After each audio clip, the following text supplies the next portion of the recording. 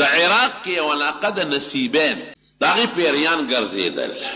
پیریانو یو بل سره میټینګ وکړ. پیریان به مخکې اسمان ته ختل، په دې وریځو کې به ناستو، بره به ختل. نو چې هلته به فرشتو کومې خبرې کولې چې فلان کې الله به خبر کړل که نه چې فلان کې به مري، دا چل به کېږي، دا چل به کېږي. نو دې پیریانو به هغه خبرې راغلا کړې. نو د دې پیریانو چې کوم عاملانو کاهنان به جادوګرو هغې ته به هغه خبرې رسول. هغې به خلکو ته وي دا به کېږي، دا به کېږي، خلکو به وي هغه کار به خامخا کېده. چې خدای پاک قرآن شریف نازل کړ نو صاحبه چې پیریان به بره تلل نو بره شغلې به پرې راتلې، نشو خط. نو قرآن د خدای کلام دی، خبرې دی، د الله کتاب دی، د هدایت لویه ذریعه ده. څنګه چې د الله ذات با برکت دی نو د الله دا کلام خبرې کتابم با برکت دی. خو قرآن د الله تعالی د طرف نه د حضور پاک د پاره یو لویه معجزم ده. ګورې هر پیغمبر له خدای معجزې ورکړې دي. معجزه څه ته وایي؟ معجزه دې ته وایي چې د پیغمبر نه داسې یو کار وشي چې هغه د عقل نه خلافي عقل یې نالي، دې ته معجزه وایي. خلق عاجزه کوي، مخلوق عاجزه کوي، مخلوق د دې مثل نشي جوړولی. لکه د حضرت سلیمان علیہ السلام تخت به پاوال وته بغیر د ډیزلو نه، بې د پټرولو نه، بې د ډرایور پایلټ نه، بې د وزرو نه، بې د انجن نه، بې د ټایر او ټوپ نه، دا به پاوا روانو. او قرآن شریف کې الله فرمایي لسلیمان الریح غدوها شهر ورواحها شهر باد بزغلو. د سار نه تر غرمې پورې به د یو میاشت مزل کو، او د غرمې نه تر ماښامه پورې به د یو میاشت مزل کو. اوس د چا تخت بې ډیزلو، پټرولو، بې انجنه، بې پایلټه پاوا نشي الوتلی. دې ته معجزه وایي. معجزه د پیغمبر د پیغمبرۍ دلیلي. که د پیغمبر نه څوک تپوس وکړي چې ستا د پیغمبرۍ څه دلیل دی، نو الله د دې پیغمبر په لاس یا په ژبه داسې کار وکړي چې هغه سړی وویني چې واقعي دا خو د عقل نه خلاف دی او د دې پیغمبر نه صادر شو، معلومیږي دا چې دا الله د یو طاقت ورکړه. په ترمذي شریف کې حدیث دی، یو باندې راغی حضور پاک سره کېناست، وی دا الله رسول است پیغمبر وی ستا د پیغمبر دلیل سره وی کده د مخامه غونچک ته اشاره وکړه دا د اون نه راکوس شي او دلته کینی او بیا ورته اشاره وکړه خپل ځای ته ورسي او به منې او بالکل منې. نبی علیہ السلام غونچک ته اشاره وکړه، ادا کجوري غونچک راغی او د حضور پاک د خپوت کې کېناسته راکوشو، بیا ورته اشاره وکړه خپل ځای ته لاړ. هغه پوه شو چې دا خو د عقل نه کار خلاف کار دی سړي وکړو، بس دا د دلیل شو. باندې سي په هغه وخت کلمه د ایمان وی خدای پاک مسلمان. حضرت موسی علیہ السلام لم خدای معجزه ورکړي او پیغمبر علیہ السلام لم. حضور پاک فرمای کم پیغمبر لچ خدای سونه ډېرې معجزې ورکړي امت به ډېرې، او کم پیغمبر لچ خدای سونه غټه معجزه ورکړي نو امت به غټي ډېر بای. کم پیغمبر لچ خدای داسې معجزه ورکړي چې هغه همیشئ امت به همیشئ. وی ماله چې خدای کومه معجزه را کړې ده د قرآن شریف په شکل کې، دا ډېر هم ده، مسائل پکې ډېر دي، احکامات پکې ډېر دي، مقاصد یې ډېر دي، امت به هم ډېر انشاءالله. او دا معجزه غټه ده، امت به هم غټي، او دا معجزه تر قیامته پورې جاری ده، ختمېدو والا نه ده، نو امت به هم تر قیامته پورې موجودي. الحمدلله. موسی علیہ السلام له خدای ډېرې معجزې ورکړې. د هر پیغمبر معجزه ګورې د کمال ده، ځکه دا د خدای د طرف نه یو طاقتي پیغمبر سره. کله چې فرعون له راغی او فرعون له دعوت ورکړه چې ته په ما ایمان راوړه، موسی علیہ السلام ته خدای وی لاړ چې اذهب الى فرعون انه طغى، لاړ شو فرعون له دعوت ورکړه. سرکشه چې دا سرکشي پرېږده. ولې سرکشه دی؟ ځکه زما په مقابله کې ځان ودرولی دی چې زه خدای یم او انا ربکم الاعلی، رکوټ خدایم نه غټ خدای یم، دونه سر اوچت کړی دی. نو لاړ شه دعوت ورکړه. نو موسی علیہ السلام ورته وی الله هغې ته به څه کوم؟ یو خو د هغې په ما یو بدل پورې دی، یو سړي ته مې عقل خو سوک مې ورکړه مړ شوی دی، بل زما جبه انخلي صفا خبرې نشم کولی، نو مال یو ملګری م راکړه. او دریمه خبره دا ده چې زه به هغې ته یم د پیغمبر یم، زما خبره به هغوی څنګه مني؟ یو دلیل م راله راکړه. رب العالمین ورته درې واړه خبرې برابر کړې. وی زه ته داسې دلیل به درکړم چې فرعون به ستا مخکې ټرته م نشي کولی، او د ملګرتیا دپاره ستا ورور هارون هغه له ما پیغمبري ورکړه، ابه د ملګري مدد به د سره کوي. او دلیل به دې دی چې وی دا کونټی دې په ځمکه وغورځوه. نو چې کونټی په ځمکه وغورځوله، د هغې نه یو اجدها خامار جوړ شو.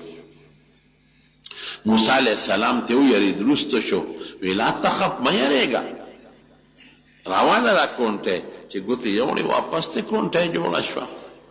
او دا لاس ته دې ګریوان کې ومنډه، چې لاس یې ګریوان کې ومنډه او راویې ویسته، نو رڼه یې کوله، شغلې یې کولې. من غیر سوء آیة اخرى، داسې نه چې برګې مرض پې لګېدلې، نه لکه د بجلۍ او د ډیوې په شان رڼه یې کوله. زه دا دوه دې نښې شوې. هارون علیہ السلام ورته لار کې استقبال کوه، هغه الله پیغمبري ورکړې وه، او دواړه لاړل فرعون ته مخامخ په دربار کې ودرېدل. ته څوک یې؟ لکه زه موسی یم، دا مې ورور دی هارون. او ته موسی او څه له راغلې؟ تا باندې خو زمونږ بدل پورې دی، ته خو زمونږ مطلوب یې دپسې ګرځو، زمونږ سړی دی وجلی دی. هغه ورته خبرې پرېږده، زه د الله رسول یم، تا له راغلی ما، او ته الله ذات ومنه، ایمان پرې راوړه. فرعون ته دا خبره زه خدایم، ته ما ته دا خبرې کې؟ رب خو زیمه، تا سره د پیغمبرۍ څه نښه ده؟ خولې نه ټکي ووته. حضرت موسی علیہ السلام فوراً ورته امسا وغورځول. چې امسا وغورځول، یو اجدها خامار ته جوړ شو. بس خولې یې وازه کړه، چې وازه کړه په فرعون روب پرېوت او روان شو فرعون پسې. وی شی قابو کا، شی قابو کا. فرعون خو یې چې که دا خولې راواچوله، اوس به مریض مریض کې، خو غټ خامار دی، زر یې کونټۍ له ګوتې یوړې، مار له واپس ته کونټۍ جوړه شوه. بس روب پې پرېوته. که دا نه وي نو ممکن ده چې موسی علیہ السلام ته یې لاس اچولی وي، جیل کې یې اچولی وي، او نقصان یې وله ورکړی. من د الله پیغمبران یو او تا له راغلي یو، سرکشي دې پرېږده. زما ماشوم پیغورونه ورته شروع کړل. نن سبا هم خلک پیغورونه ورکوي که نه ورکوي؟ الم تر نربک فینا ولیدا. ماشوم موږ نه لوی کړی، پیم نه دي درکړی، ډوډۍ هم نه ده درکړې، خوراک م نه دی درکړی، مونږ سره دې وخت نه دی تېر کړی، تا سره ما څه نه دي کړی. ګوره پیغور خطرناک شی دی. چاله دې ډوډۍ ورکړه، پیغور به ورته نه کې، دا ګناه. که چاله دې جامه ورکړه، پیغور به نه کې. او بعضې خلکو له خیراتي شی ورکړي او پیغورونه ورته کوي. قرآن شریف کې الله تعالی فرمایي لا تبطلوا صدقاتکم بالمن والاذى. چاله دې شی د خدای په نوم ورکړه نو پیغور به نه کې چې ما درکړی، احسان به پې نه ورکړه. په ژبه به ورته نه وی چې دا ما تعالی هغه وخت شی درکړه مړه نمک مرداره، دا به نه وی. که دا شی د خدای دپاره ورکړي نو په ده ولې احسان خیږي. خدای به اجر درکړي. احسانونه ولې ښیي؟ نو هغه هم په احسانونه ورخې جوړ، خو ګوتې خو یې نه شي وروړی. که ګوتې وروړم خو هغه سره خو کونټی ده، او کونټی خو مصیبت دی، غټه امسا ده او غټ مار ته جوړېږي. او چې لاس یې ترخ کړي منډی وایي نه ناشنا رڼاګانې ختې، نو هغه پې پټک الزام ولګو وی ته جادوګر یې، دا ستا جادو دی. وی نه دا زما معجزه ده، وی نه جادو دی. وی زه داسې کوم زه خپل جادوګر راغواړم تا سره مقابله وکړي. ډېره ښه ده راغواړه. فرعون وی جادوګر راغواړم. مصر پخوا د جادو ډک ښار و او ډېر زیات جادوګر به پکې و. جادوګرو چې کوم مشرانو هغه یې راوغوښتل، وی داسې یو سړی دی او هغه د کونټۍ نه مار جوړوي، تاسو کولی شئ؟ هغې وی بلکل، مونږ کونټۍ خو څه کوي چې د پړي نه هم جوړولی شو. را خوشحاله شو چې دا هم جادوګرزي هم کولی شي. وی ښه راځئ ورځ یې مقرر کړه د اختر په ورځ خلک د خپلو کارونو نوزګار او میلې ته راشي، یوم الزینه. نو هغه جادوګرو مشرانو ورته وی چې صاحب که مونږ وګټله نو مونږ له څه انعام هم شته او که نشته؟ وی بلکل انعامونه به هم در کوم، پیسې به هم در کوم، او تاسو به من المقربین، تاسو نه به ما ته ډېر نږدې به یې. د شورا او د اسمبلۍ ممبران به درنوالم، وزیران به درنوالم. ورځ مقرر شو، جادوګر راغله، دنیا تماشې له راورسېده. د حضرت موسی علیه السلام سره صرف خپل ورور دی حضرت هارون علیه السلام، دو په دوه.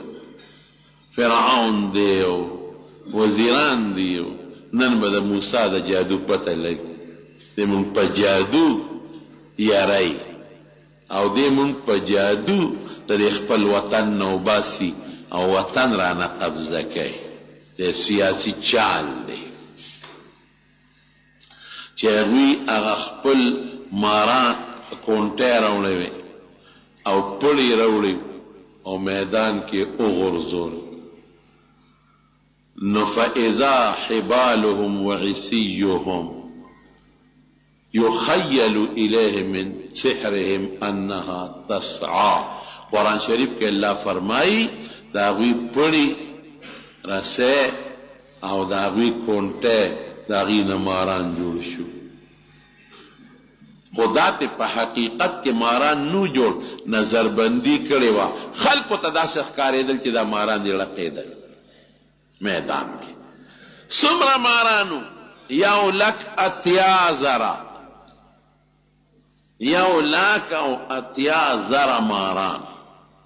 موسی علیه السلام هم پریشانی په لغونده رااله چې خدای 1,80,000 دا خو د دنیا رسې او ماران دي، او که د ما د کونټۍ نه جوړېږي دوی هم جوړ کړل، داس به څه چل کېږي؟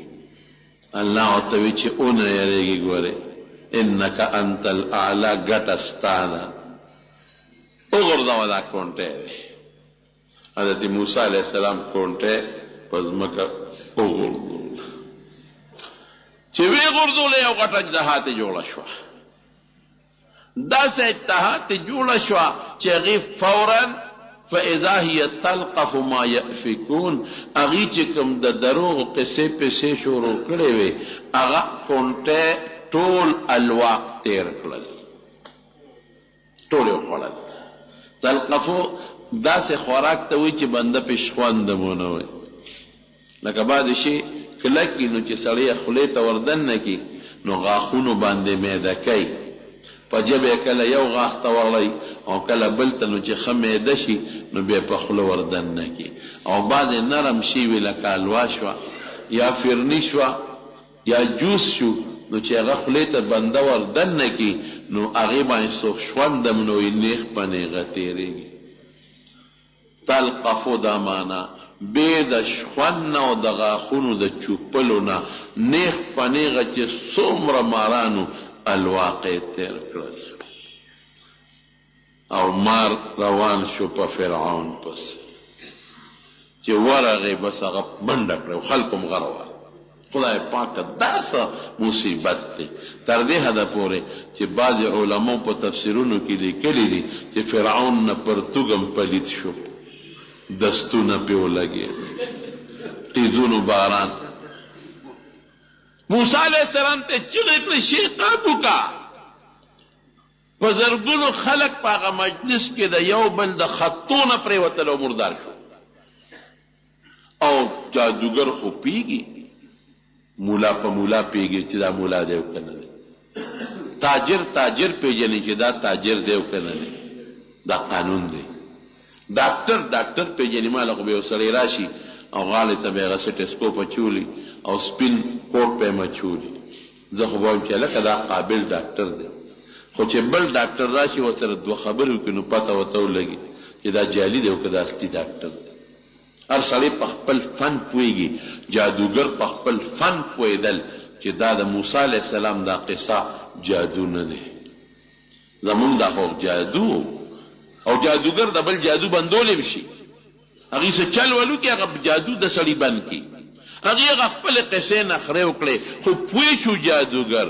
چې دا جادوګر نه دی دا د خدای پیغمبر دی او دا معجزه ده بس غیر اختیاري ټولو چغې کړې آمنا برب العالمین آمنا مونږ په رب العالمین باندې ایمان دی د موسی او د هارون په رب زمونږ ایمان دی مونږ مسلمانان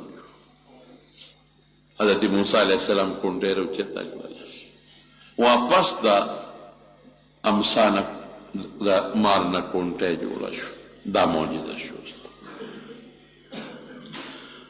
دا معجزه د موسی علیه السلام د پیغمبرۍ دلیل جادوګر پیشو هغې خو ته پته ولګېدله او فرعون خبره په بل طرف ورواړوله وی دا تاسو صلاح کړې وه هذا کبیرکم الذي علمکم السحر دا ستاسو مشر جادوګر دی چل درته ټول دخول او زه مالم چل جوړ کړه د قسم شی مقابله جوړه کړه او تاسو چې ته پرېږدم لاس او خپې به درنه پرېږدم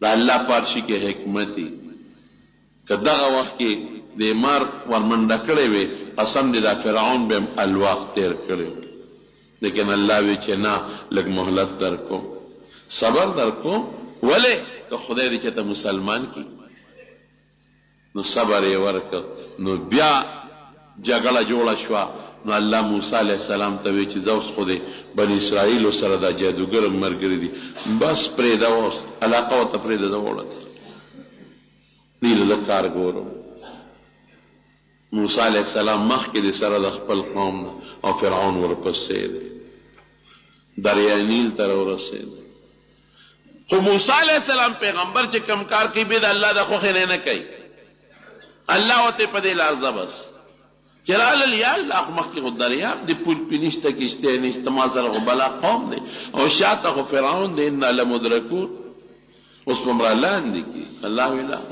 کله هېڅ فکر چې ونه کړي زه د دې مدد خو دریاب ته ورسېدل بیا موسی علیه السلام الله خدای اوس به څه کوم کونټۍ در سره نه ده تا له خو ما داسې معجزه در کړې ده چې دا دریاب ته یوس چې دریاب له کونټۍ یوړه پکې 12 لارې جوړه شي دا بله معجزه شي اوس که کونټۍ خو څه کوي چې یو لوی لرګي راواله او په دریاب یې روبروه قسم دی که پکې لاره جوړه کړي 12 لارې جوړه شي پیزاوس دی به وردن نشو ستې پورې وتل څه پکې روانو چې دی کې فرعون راورسېد دومره پوره حرامي و چې هغه خپلو خلکو ته وی زما روبه مو لیده وی دا زما خدایي ده دریاب ما ته وشلېد نو دشمن پې واوړېده جبریل علیه السلام نبی علیه السلام ته وایي وی چې دی راورسېد نو اس خو پوهېږي دا حیوانات هم لږ هوښیاري اپې نه راته نو وی هغه اسپه مې وله دا واګې نه ونیولې او چک مې ورکړه را دننه مې کړه نو چې دوی څنګه راورسېدل او د دریاب دې منځ ته شو موسی علیہ السلام پورې وتی وی کونټه دې بیا دریاب لیوس یا ویلا چې ټس شو دریاب وجنګي مکمل نو بس خدای غرق کړل ټول تباش نو حضرت جبریل علیہ السلام حضور پاک ته عرض کوي بخاری حدیث ته جی وی دا الله رسوله وی که هغه وخت د فرعون چغې دی اورېدلې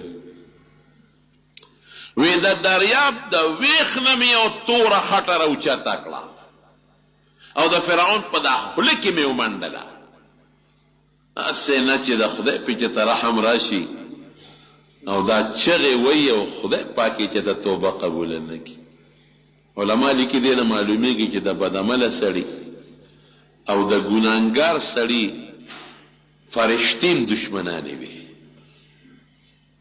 څنګه چې په د خدای رحم نی او مسلمان ورته خیرې کوي دغه رنګې فرشتیم ورته خیرې کوي او د هغې پې رحم نی دا د موسی علیه السلام معجزه ده حضرت عیسی علیه السلام لم خدای معجزې ورکړې قرآن شریف کې الله چې کم سړی به د برګي مرض بیمارو هغه به په لاس راخ کې ټیک ټاک بشي حالانکه هغه زمانہ کې برګي مرض لا علاج مرض اوس هم داسې خاص علاج نشته ډاکټران کوي خو 100% یقیني خبره نه ده او چې کم سړی به د مور نه پیدا ړوندو یو سړی عارضي سترګو کې فرق راشي علاج وکړي خدای پاک یې جوړ کړي نه چې بالکل نظر به پکې نو پیدایشي ړوند حضرت عیسی علیہ السلام به په لاس راخ کې خدای به جوړ او دینه غټه معجزه واله چې کم سړی به مړو مړ دی براغه او په هغه مړي به لاس راخ که او قم باذن الله نو وبدرید پامسه د ابلیس بچیو پراغه زور قبر اوچته دا آدم علیہ السلام زوی رشاد خطا شو زور قبر چې پراغه چا وتوی دا زور قبر ته مړي جمع دي کې دا جمع دي کول شي وی دا الله په اذن التودرد بقم باذن الله دی جمع دي شو الله وتقبر اوش لو تروت ساوی د جلالین محشد غلی کلی دی چې روت دا نیم سره او نیمه ګیره سپینو ورته وی دا ولې وی تاسو چلو کو وی د الله پیغمبر عیسی دا مال الله معجزه را کړې په هغه معجزه ترا جمع دی شوی اوس بس کېږي اوس په دې الله ته سوال وکړم نو بیا به مړ شي د قبر کې به دې ښخ کړو او تسوي وتوي چې تاوي چې قم باذن الله نو ما ویګل قیامت شو دا نیم سر او نیمه ګیره مې په دغه هیبت سپین اوس ما بیا وجنه بیا وی خانو یو مهرباني وکړه زه چې کله ما نه ساوته ده د زنکدن سخت والی ما نو هغه د زنکدن تریخوالی مې اوس په خوله کې پروت دی دا مهرباني وکړه چې عثمانه ساو باسې نه الله ته دا درخواست وکړه چې دوباره د زنکدن د سختۍ نه بچ شي زمانونو ډېرې خطرناکې مرحلې را روانې د ټولو نه لومبۍ خطرناکه مرحله چې زمونږ ستاسو په سر ده هغه د زنکدن سخته ده الله دې مستعد نبی کریم صلی الله علیه وسلم فرمای وی د بدعمل انسان نه چې فرشته سو باسی دا د حضور پاک مبارک وینا ده داسې مثال دی لکه سسپار اوسپنه چې په اور کې سره کې او مالوچ لامده کې او دا پکې راکاږي لوخړی وي دقسې دا ساده ده په دې رګونو کې راښکلي کېږي دا رګونه لوخړی وي او حضور پاک یو بل مثال ورکوي وی لکه کومه اونه چې د غنو ډکه ده د ازغو ډکه ده د غنو اونه او هغه څانګې ده د په دې رګونو کې خورې وي د غنو هغه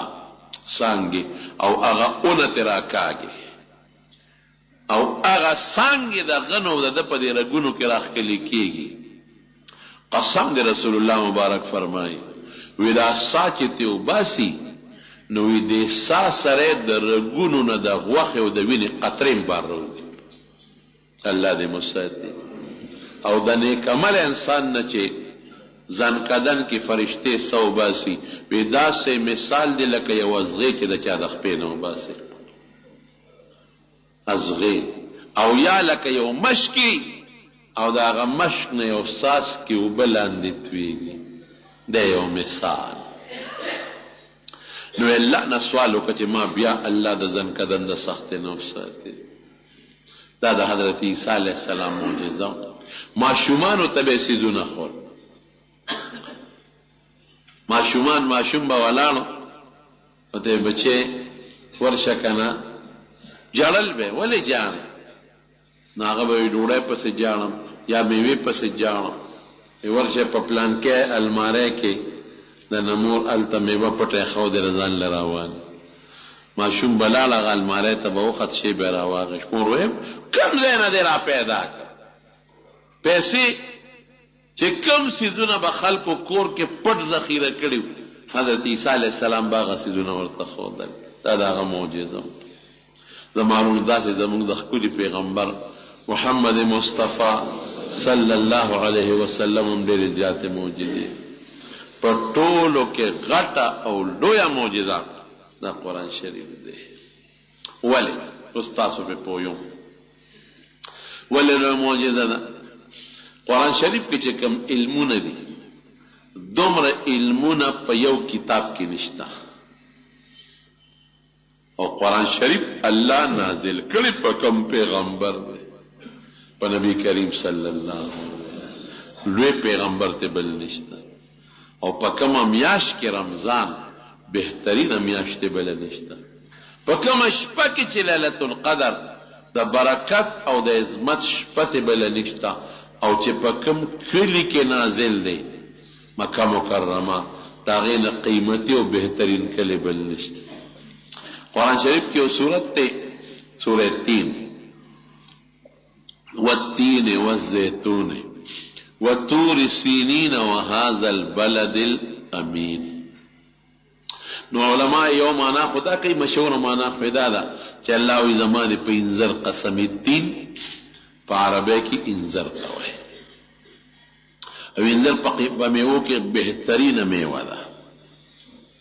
یو کتاب د حیات الحیوان هغې کې د حیواناتو واقعات دي. هغه د حیواناتو مختلف قسمونه او مختلف څیزونه لیکلي دي خو په بعضې ځایونو کې د دې میوو خاصیتونه هم ذکر کړي. نو هغه لیکي وایي په میوو کې میوه انذر هغه میوه ده. انذر په ټولو میوو کې انذر هغه میوه ده چې دا د انسان نه مخکې بل چا نه دی مسه کړی، بل چا ته فایده نه ده اخیستې. هغه وایي څنګه تاسو ته پته نه انذران چې د چا په ځای کې وي خلک وایي پلان کې د انذر ګل دی. د انذر ګل چا لیدلی دی؟ نه. هره میوه چې جوړېږي لاول ګلي، د ګل نه پس د هغې نه میوه جوړېږي. نو په دې ګل باندې صاحبه دا مچۍ بڼېږي، هغې ته خپله فایده اخلي. مچان راځي هغې ته خپله فایده اخلي، خوږوالی پکې وي. ماشي راځي هغې پې بڼېږي، هغه خپله فایده ته اخلي. نو چې دا ګل نه کوم وخت میوه جوړېږي نو په هغه میوه کې دننه بیا هغه بعضې حشرات که ماشي وي او که بل شي وي هغه خپل اثرات ورپرېږدي. او انذر هغه میوه ده چې د دیم ګل شته، دا نه چې ګنې ګل یې نشته، خو هغه ګل تر ننه پورې ماشي د شاتو مچۍ او مچ هم په خپلو سترګو ونه لیدل، هغې هم ته فایده وانغېسته. نورې میوې به تاله فایده درکوي خو د هغې د ګل نه او د هغې د غوټۍ نه به مخکې د حشراتو او د مارغانو فایده غشتي، وروستو به دې ته فایده هلې. دا هغه انټچ میوه ته دی وایي، دې نه به صرف ته فایده اخلي، ګل نشته. امرود کې دننه چینجي کېږي سیو کې کېږي، په میوو کې دننه خامخا د هغې مناسب چینجي کېږي، خو په انځر کې به اوسه پورې چې د چا چینجي نه لیدل. خو خواږه میوه ده، فایده پکې ډېره ده، ځکه پې الله قسم خوري. زیتون هغې باندې م الله قسم خوري. زیتون بهترین شی دی. اوس هم ډاکټران وایي د زړه مریض دپاره هغوی وي د زیتون تیل استعمالوي، کولیسټرول ختمي، د زړه رګونه کولاوي او ډېرې فایدې یې. لیکن بعض علما دا معنا کوي و تور سینین کوه تور یادوي، یو لوی غر دی. بعض علما وایي چې نه، والتین والزیتون د تین نه انځر نه دی مراد، تین یو غر دی، جبل تین ورته وایي. جبل تین دا هغه غر دی چې حضرت داود علیه السلام ته الله د دې غر د پاسه زبور نازل کړی. والتین زما دی په هغه جبل تین غر قسمی چې ما داود علیه السلام له د دې غر د پاسه زبور ورکړی. او زیتون دا بیت المقدس کې غر دی. د زیتون هغه دانی بوټي تم وی، تیلو تم وی زیت، لیکن دا غر د جبل زیتون وته وی په بیت المقدس کې. معنی څه شوه؟ زما د په هغه جبل زیتون قسمی چې کم جبل زیتون سره ما د پاسه ما عیسی علیه السلام ته انجیل ورکړی دی. و تور سینین هغه کوه تور باندې زما قسمی چې په کم کوه تور کې ما حضرت موسی علیه السلام لا تورات ورکړی دی. وهذا البلد الامین او په دغه خار د مکې مې د قسمی چې په کم خار کې ما حضور پاک لا قرآن ورکړی. د تین صفت یې ونه که، صرف و تین استعمال شو، جبل تین. د زیتون صفت یې ونه که، جبل زیتون، صرف زیتون وی. تور سینا صفت یې ونه که، او دغه خار چې قرآن پې نه پکې نازل دی هغې سره د امین لفظ استعمال که. هذا البلد الامین، هغه خار باندې مې د قسمی کم خار کې مې حضور پاک لا قرآن ورکړی دی. امن والا خار، حفاظت والا خار، من دخله کانا آمنا، چې څوک ورننوتل دی محفوظ شو. ستا وینه به پکې محفوظ وي، ستا عزت به پکې محفوظ وي، ستا مال به پکې محفوظ وي. نبی علیہ السلام فرمایي چې که بل ځای د یو شي ومونته د هغې جدا طریقه ده، او که په مکه کې د یو شي ومونته ابه ګورې زر په خپل استعمال کې نه راولي، لقطه چې ورته وي د هغې جدا طریقه ده. قسم دی قرآن غوندې عظیم کتاب خدای مونږ له راکړی دی، د نبی علیہ السلام عظیمه معجزه ده چې لولې که نه یو عجیبه خوند دی پکې. دا مشهور قاری دی، قاری عبدالباسط صاحب تیر شوی دی، اوس مړ دی. تاسو سره په کیسټو کې د تلاوت بی. ما 2 ځایه د تلاوت ډېرې اورېدلې بالذات. یو ځل راغلی و د سونهري مسجد ته پېښور کې، د قاری فاضل الرحمن ته مخکې تلاوت وکړو، بیا د او څه مصریان قاریان و هغې ته مخکې تلاوتونه وکړو، بیا د تلاوت وکړو سورت قاف. دا کیسټ جدا آواز او مخامخ جدا د خدای یو د وینا انداز ورکړ. او یو ځل ما اورېدلی و په اسلامیک یونیورسټۍ کې دا فیصل مسجد کې دا حسن قرات مقابله و، هغې کې هم د تلاوت کړ. نورو قاریانو د مصر، پاکستان، د افغانستان، د ډېرو ملکونو قاریان راغلي، هر یو قاری لږ لږ تلاوت وکړو. د دې لاهور یو قاری و، هغه ډېر ناشنا تلاوت وکړو، ډېر سپیشل مزېدار ښکلی اواز یې و. اخره کې وی قاری عبدالباسط به اوس تلاوت وکړي. یا صاحبه چې هغه تلاوت دکه مو که که نه چې ما په ژوند کې دومره خشته اواز د چا نه دی اورېدلی. نو دا قاری عبدالباسط وی د مصر بادشاه جمال ناصر د روس بادشاه د مصر په دوره راغلی. د هغه روس د بادشاه نوم خروشچیف و. وی چې په دوره باندې راغی، مونږ هم رالو، دا معززین د ښار خلک راغواړي نو ډوډۍ کېښودې شوه وی د جمال ناصر د روس د بادشاه ته وی خروستیب ته چې صاحب یو کلام درته واورم هغه وی واوروه موږ وی دا بادشاه یو بل ته دا موسیقي او دا اورئ وی ما ته جمال ناصر اشاره وکړه چې عبدالباسط ته د قرآن شریف تلاوت شروع کړه وی ما د تلاوت په انداز په اراده نه وم تللی ما وی چې خدای دا خو نور کله خو چې د تلاوت کوم خو مسلمانانو ته تلاوت کوم دا خو روسیان دي دی خو نه خدای مني نه رسول مني او نه قرآن مني دي ته څنګه تلاوت وکړم وی خیر هغه ما ته چې تلاوت شروع کړه بس وی ځان مې تیار کړ او د قرآن شریف تلاوت مې شروع کړ مې ډېر خوند یې راکړ او لکه سوچ اوس کومه چې عبدالباسط نور کله ستا قرآن تا هغه خلک ناست دي چې دا قرآن هم نه لري قرآن خدای مني نن هغه خلک ورته ناست دي چې قرآن خو څه کوي خدای نه مني وی داسې خوند یې راکړ په دومره جوش مې تلاوت وکړ جړا راله آواز مې بند شو چې آواز مې بند شو سر مې پورته کړ مسلمانان خو څه کوي چې د روس بادشاه او د هغه سره چې څومره وزیران او وفد ټولو سترګو نه اوښکې بیګې وجاړي بیا جمال ناصر ته خروشچیپ مخ راواړو چې دا دې راته څه شی واورو زه خو په ټوله دنیا ګرځېدلی هر کلام مې د موسیقۍ سره اورېدلی ترنم مې اورېدلی دی دومره مؤثر کلام ما چېته نه دی اورېدلی دی خو زما په دې زړه کې کرښې پیدا کړی وی دا د الله زما د الله کلام دی که د خدای خبرې دی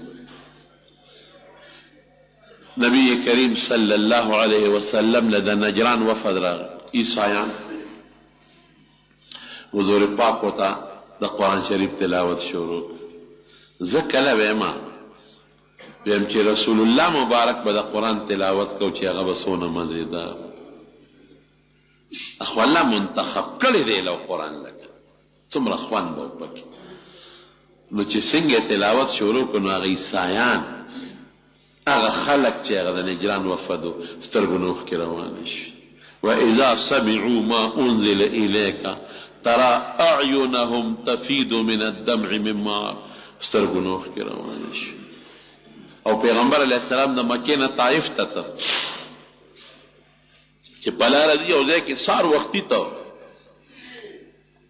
د مانځه وخت پرې راغی نو صحابو ته د جمع منځ کو د سهار نو تلاوت د قرآن شریف یې پکې وکړو نو د عراق کې یو علاقه د نصیبین د هغې پیریان ګرځېدل پیریانو یو بل سره میټینګ وکړو پیریان به مخکې اسمان ته ختل په دې وریځو کې به ناستو بره به ختل نو چې هلته به فرشتو کومې خبرې کولې چې فلان کې الله به خبر کړل که نه چې فلان کې به مري دا چل به کېږي دا چل به کېږي نو دې پیریانو به هغه خبرې راغلا کړې نو د دې پیریانو چې کوم عاملانو کاهنان و جادوګرو هغې ته به هغه خبرې رسول هغې به خلکو ته وي دا به کېږي دا به کېږي خلکو به وي هغه کار به خامخا کېده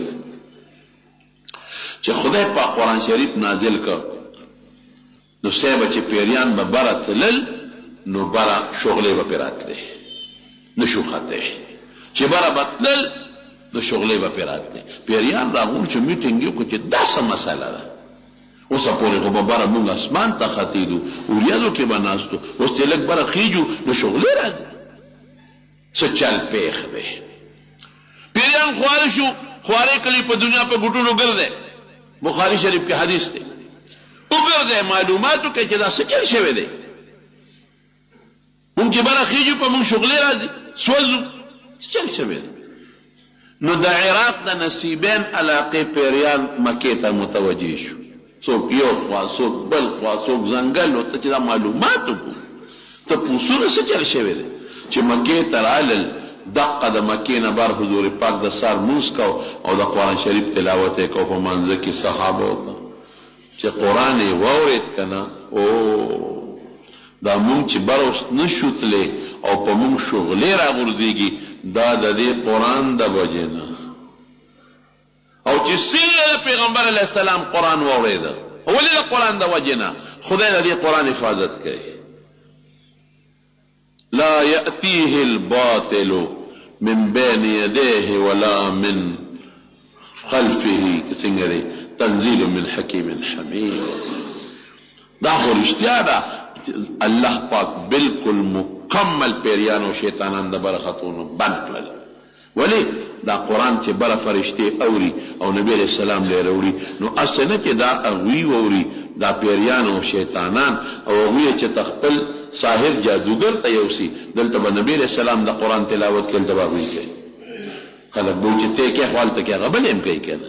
بس د قرآن د حفاظت لپاره بند شوت وي شغلې پې راځي اوس بره نشي خط دی. نو چې دې څنګه د پیغمبر علیه السلام قرآن واورېده ګوره پیریانو نه ورته حضور پاک دعوت ورکړی دی چې واورېده او مونږ د سلام وګرځو بس دوی ورغلل او په پیغمبر علیه السلام ایمان راوړه خدای مسلمانان واپس لاړل عراق ته نصیبین ته قوم ته څه وایي یا قومنا انا سمعنا قرآنا عجبا یهدی الی الرشد فآمنا به یو ناشنا تلاوتم واورېده چې خلق نیکۍ ته بلي نو موږ ورباندې ایمان راوړه. دا معجزه شو. او اوس ته یو نوی د قرآن شریف اعجاز ښیي. څو کاله مخکې په دې امریکا کې یو جوړه مسلمانه شوې سړی خو پاکستانی مسلمانو د مخکې نه خو ښځه مسلمانه شوې د ښځه عیسایانه وه. دا ښځه وایي چې زما د دې خاوند یو بل سره دوستانه تعلقات په امریکا کې دا شی ډېر دی. هلک وایي دا مې ګرل فرینډ جینۍ دوست ده او جینۍ وایي دا مې بوای فرینډ هلک دوست مې دی او یو بل سره تعلقات او ګیر چاپېره ګرځي ازادي ده پکې.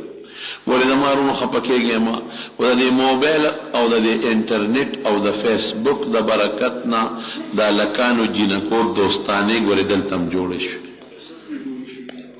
دا لویه فتنه د لویه قسم د موبایل او انټرنیټ نن په مخ د ځمکه لویه فتنه ده. دې کې ځان ساتئ ګورې جینکو له او دې وړو له موبایلونه مو ورکوئ. دا د خدای د قهر نښه ده د خدای د قهر او د غضب. نو دا هلک او د جینۍ دوستانه وه نو دا هلک دی او یو سټور کې بابوګان د هلک دی جینۍ ته ما سره واده وکړه. جینۍ ورته وایي مور پلار سره به سلا وکړم. جینۍ چې مور پلار سره سلا وکړه نو مور پلار ورته وایي چې ورسره نکاح وکړه خو دا پاکستانیان لږ غوندې بې وفایي اسنه چې فایده ده نه والي بیا دې پرېږدي. جینۍ ورته وایي چې ښه نو د هلک باندې یو څو شرط ولګول. وی تا سره واده کوم خو یو شرط به دی چې زما ستا واده وشي ته چې کوم ځای اوسېږې زه به د سره هلته واده شم در به شم خو د هغې هفته نیمه پس به ته دا خپل فلیټ پرېږدې هلته خلک فلیټونو کې اوسېږي دا کور به دې پرېږدې او زما کور ته به ځئ زه به تا سره نه اوسم هغه هفته نیمه به تېره کړو بیا ماله راځئ هلته به اوسېږو. دویم شرط به دی چې ستا بلې د خپل مور سره پلار سره رونو سره دوستانو سره تعلق ختمې دا به پرېږدې قرباني کې به زما مور پلار دوستانو سره به تعلق.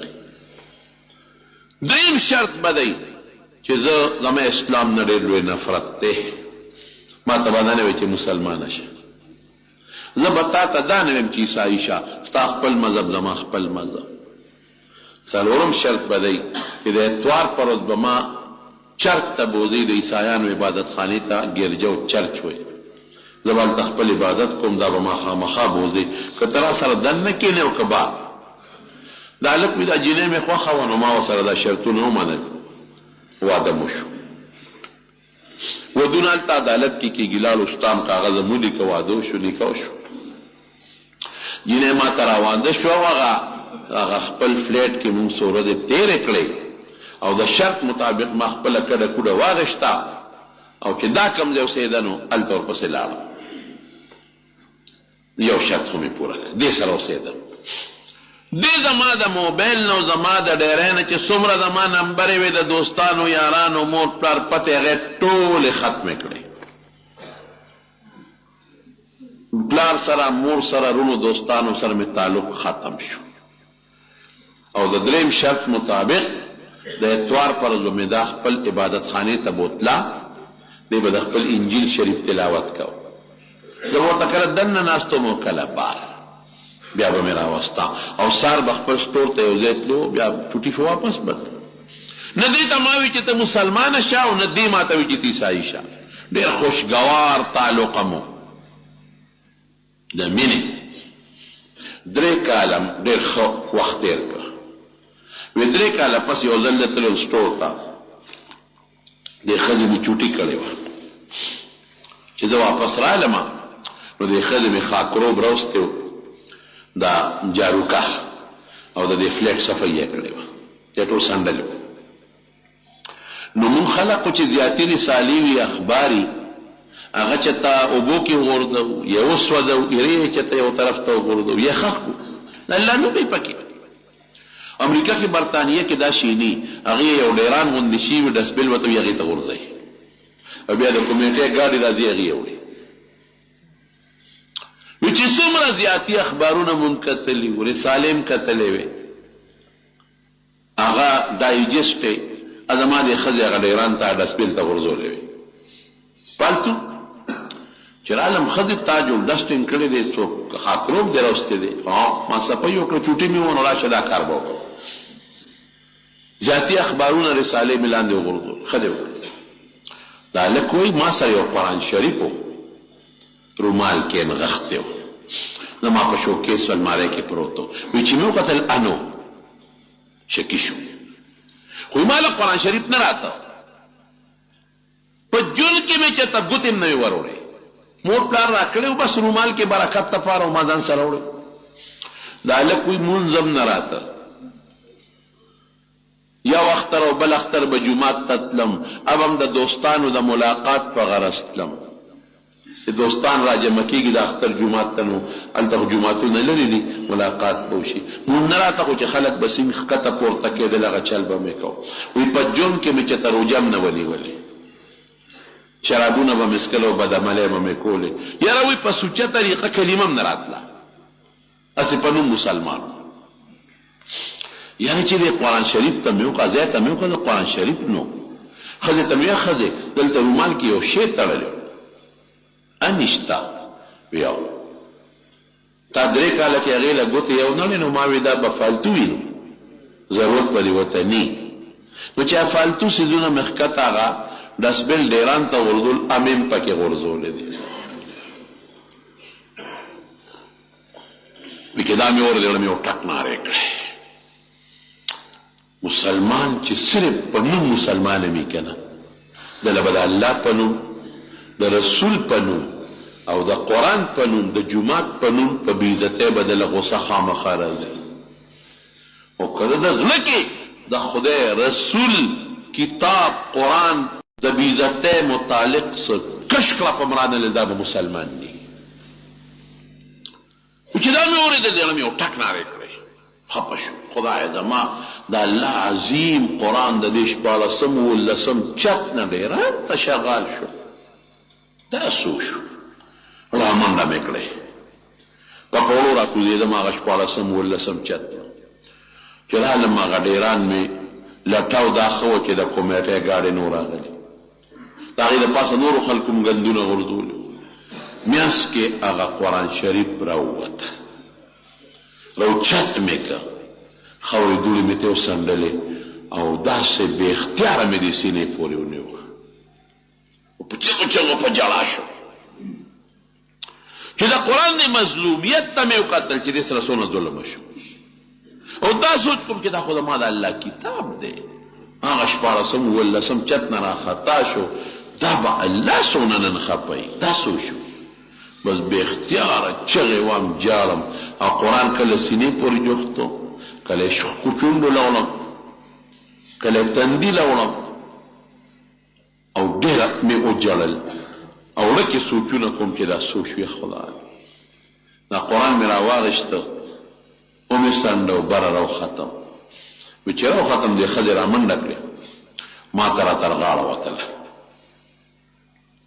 او ما ته دا ښځه وایي چې د خدای لپاره ما معاف کا خو دا زمانه زیاته جاړي زم چغې وایم جاړم دا هم جاړي او چغې وایي بایګار د خدای په نوم ما معاف کا ما ستا مقدس کتاب ډیران ته غورځولی دی ما ډېر لوی ظلم کړی ما زیاتې کړی دی ما معاف کا وی زه ورته یم چې ښځې غلطي ستا نه ده زما ده که دې 3 کاله کې ما دې له اسم ګوتې وړې وې تا به نه وې غورځولې که ما ته دا رومال څنډلې وې تا به بیا ګوتې نه وې وړلې که ما ښکل کړې وې تا چې ته غورځاو خو 3 کاله کې دې ته ما په نظر نه دي کتلې نو تا پې د فالتو شي ګمان وکړو دې غورځو نو غلطي زما ده ستا نه ده وی ښځه ما ته وایي چې نه غلطي زما ده پکار دا و چې تا نه مې تپوس کړی وې چې دا وغورځوم که نه ضرورت شته که نشته زه یم زما غلطي او دا وایي زما غلطي وی دا ښځه جاړي وی ما ته وایي چې ښه دا خبرې پرېږده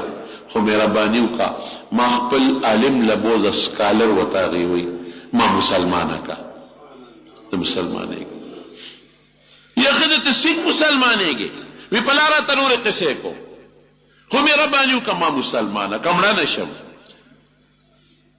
اله شابه څومره زر چې کېدی شي ما بوزه که مړه نه شم ما مسلمانه کا ما دا الله د دې کتاب ډېره بېعزتي کړې الله مې غواړي چې دا عوالم دې سینې پورې ونیسم او ډېر وجاړم او دا ښکل کړم د دې کتاب نه معافي غواړم خو زه غیر مسلم یم ما ته پته ده دې له ګوتې وړل ما له ښه نه دي ما زه مسلمانه کا چې دې کتاب نه معافي غواړم دا دې سینې پورې جوخ کړم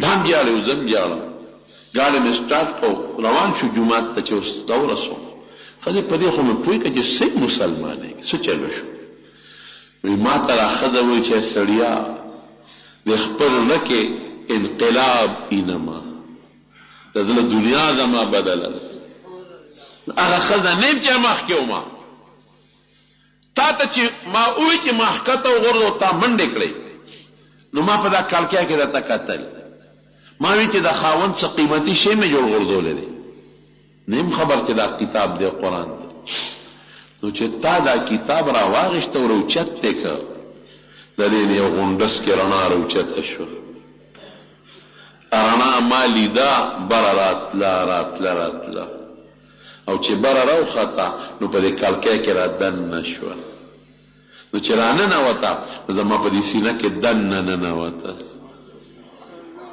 با زما دړه دنیا بدله شو زما زړه دا وایي چې دا د مسلمانانو رښتونی کتاب او د الله رښتونی قرآن زړه مې وایي چې په دې اوس ایمان راوړه مسلمانه چې دا قبول کا دې نه معافي وکړه وی هغه جومات ته مې ورسوله وی زما د ښځې د هغه ملا صاحب په خوله کلمه شهادت وی خدای مسلمانه کړه وی زم برای نام مسلمان و مام کلمه تجدید مې وکړه د ایمان دا ښځه څه وایي دی ورته آل ول وی ټوله دنیا وی په ټوله دنیا کې واحد زه هغه ښځه یم چې نه ما ته چا د اسلام دعوت را کړی دی نه مې د قرآن ټرانسلیشن ترجمه کتلی ده نه مې اسلامي لیټریچر کتلی دی ټوله دنیا کې واحد زه هغه ښځه یم چې ما ته الله صرف د قرآن شریف په کتو ایمان را نصیب کړی دی هغې نه پس په امریکا کې قرآن یاد کا حافظه شوه او په امریکا کې علم وکړه عالمه شوه او خاوند یې وایي چې ما له خو کلمه نه راتله ما هم شروع کړه خاوند یې نن حافظ دی او عالم دی سکالر او دا ښځه یې وایي وی زما او د خاوند د برکت نه موږ ځان له خپل اسلامک سنټر جوړ کړ دارالعلوم په امریکا کې زما او د خاوند د برکت نه الله پاک په زرګونو کافران مسلمانان کړ قرآن بولیا ترننا پورې الله وایي قل ان اجتمعت الانس والجن على ان ياتوا بمثل هذا القران لا ياتون بمثله ولو كان بعضهم لبعض ظهيرا ټول دنیا یو ځای شي د قرآن مثل نشي جوړولی دا داسې معجزه ده فاتو بعشر سور مفتريات زي لس سورتونه جوړ کړي لسم جوړ نکړی شو. اخره کې ورته سوی وان کنتم فی ریب مما نزلنا علی عبدنا فأتوا بسورة من مثله وادعوا شهداءکم من دون الله ان کنتم صادقین. زید یو رکوټي صورت برابر جوړ کې تندنه پورې چا جوړ نکړی شو. ولې معجزه ده، د معجزې مثل څوک نشي برابرولی.